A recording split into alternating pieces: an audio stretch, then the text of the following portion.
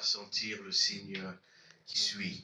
Il y a de nouveau, les limites ne sont pas si définitives entre signes. Absolument. Et donc, qu'est-ce qui s'est passé? On doit revenir un peu en arrière avec Saturne en Poisson et comprendre que ce mouvement de Saturne en Poisson qui s'est ensuite joint à Neptune, donc toute cette énergie qui est très abstraite, a mené notre monde à une réalité un peu surréaliste. Ce qu'on voit en fait, c'est une érosion continue. Saturne représente ce qui est établi, ce qui est bien ancré, ce qui représente notre centre de sécurité.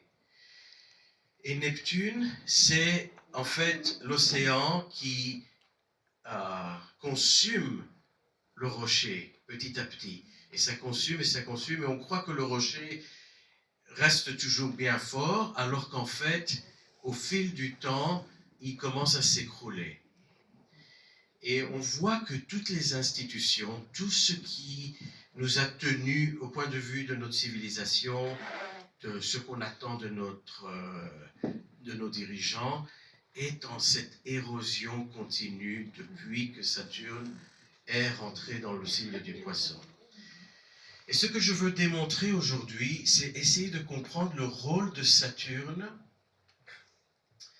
dans le karma. Et qu'est-ce que c'est le karma? C'est un terme qui est peut-être trop utilisé, mais qui a été traditionnellement associé à Saturne et au signe du Capricorne. Et comment est-ce que ça se représente et comment est-ce que l'astrologie peut nous instruire sur le rôle du karma?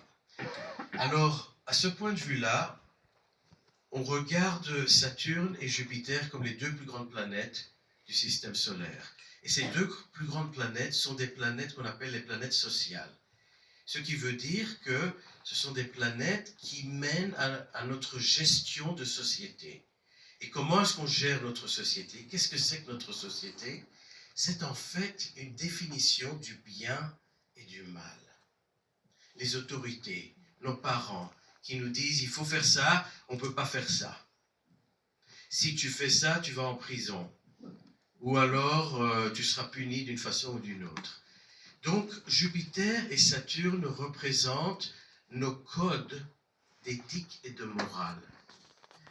Et cela nous tient et cela nous guide dans notre développement et dans notre avenir. Et lorsque Saturne commence à se conjoindre à Pluton ou à Neptune, tout notre sens de morale est redéfini pour le meilleur et pour le pire. Pour le meilleur parce que rien n'est permanent, on doit toujours redéfinir tout.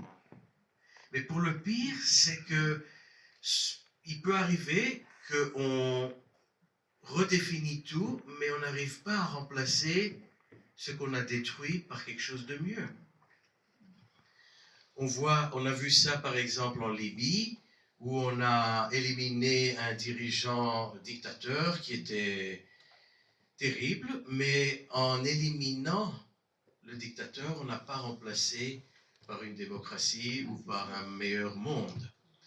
Donc il y a toujours un risque avec les planètes transsaturniennes de décomposition, de besoin de remettre tout en question,